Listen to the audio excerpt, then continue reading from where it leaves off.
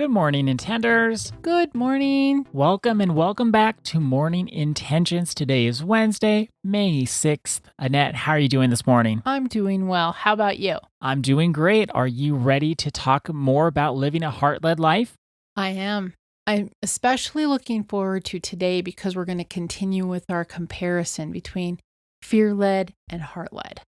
I'm looking forward to that as well, especially since throughout the many months that we've done and years of that we've done Morning Intentions, we've often talked about we can come from a sense of fear or we can come from a sense of love. And this month we're using or we can come from our hearts.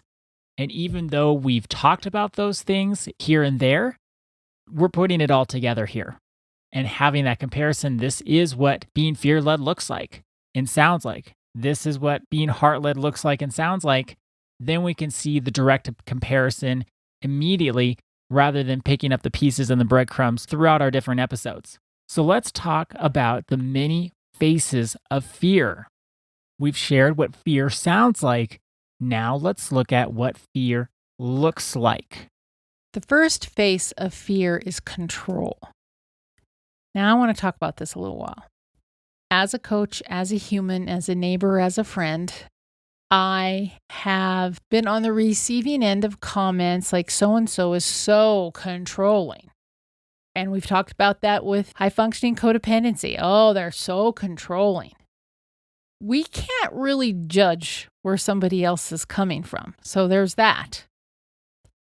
But we're talking about what it feels like inside. So please do not look at your neighbor and say, oh, they're so fear-led. Let your neighbor deal with your neighbor. Worry about yourself. Worry about yourself. So that's part of what we're trying to discuss this month and share with all of you. It's heart-led. Only you really know. When it's fear-led, only you really know. Other people can have their conclusions, but only you really know. So, using this face of fear of control is something when you're coming from high-functioning codependency, or if you have been in an unhealthy relationship and there's a lot of trauma, there can be this sense that I have to control everything so that I keep myself safe. And you know what that feels like inside. On the outside, it could be, wow, she's really organized. But on the inside, it's like, I must control everything. That's a face of fear. When we're coming from the heart-led space, we work hard, we can take care of things, but inside there's not this feeling of if I don't take care of this, no one will. If I don't do this, the whole world is going to fall apart. If I don't do this, my family's going to whatever. If I don't do this, work is just going to fall to pieces. It's where we take so much upon ourselves. It can suck a lot of the joy out of life. It sure can. And I know we're talking about what fear looks like today, but here might be another way that it sounds. The weight of the world is on my shoulders. Well, and it can feel that way too. If that's how it feels, you may be, again, only you would know, but you may be coming from this fear-led place inside where you think you must control everything. Another way that fear can show up, another face of fear, as we're sharing today, can be this urgency. Like everything is urgent, urgent, urgent. You make a decision, well, you have to have it done yesterday. You hear that somebody needs something, well, you got to be taking care of it tonight. If you feel a sense of urgency, stop. Just stop. And ask yourself, is it really that urgent?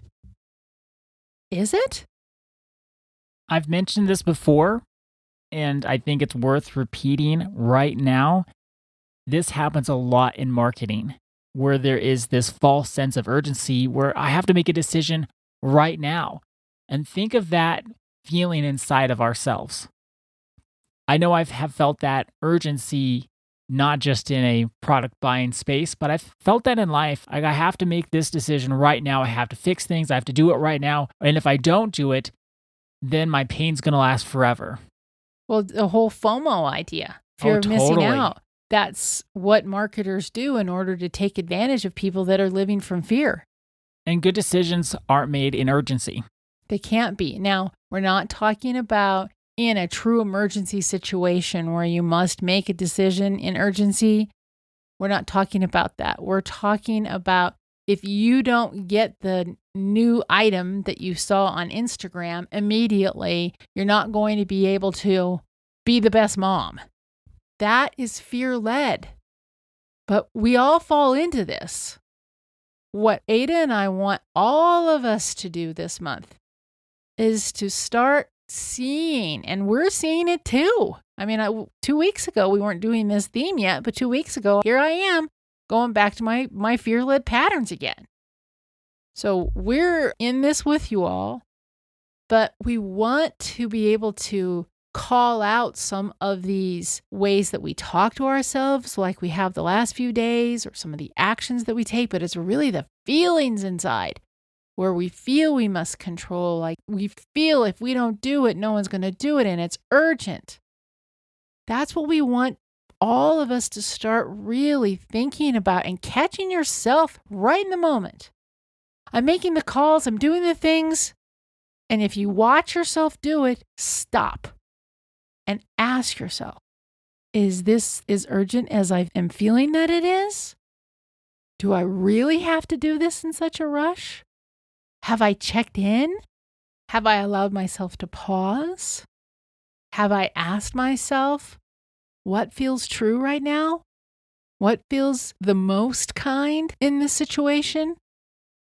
If we haven't allowed ourselves to stop and ask some of these questions, we're going too fast. And that's the telltale mark of a fear-led life. Because the fear will say, I don't have time to stop. I know I've felt that way in my life, where I thought the best idea would be to do exactly what you're saying, Annette. Pause, take some time, think about it, reflect. But there was something in me that said, no, I don't have time. I can't wait. What I'm doing cannot be stopped. I have to keep going. Well, of course, that was just fear. And it didn't really turn out all that great in the end. But I was so overwhelmed. I actually was so scared of what could happen that I just kept on going. We're not saying we have to write 15 pages in your journal and meditate on this for 3 hours. We're just saying take a walk around the block or go to your Zen den that we were talking about with Terry Cole. Sit there for 15 minutes, 10 minutes even, and check in. Take 3 deep breaths. We have to understand this isn't a complete change in how we're showing up. We're not joining a monastery and just thinking about things all day long. What we're saying is something happens and you get that sense of urgency. If you can say to yourself, oh, this looks like it's fear-led. What's my truth here? What's the kindest thing for me to do here? How long did that take me? Less than a minute. But at least I checked in. So our intention for today is, I will stop when I find myself being led by fear in the form of control or urgency. I will stop when I find myself being led by fear in the forms of trying to control or having a sense of urgency.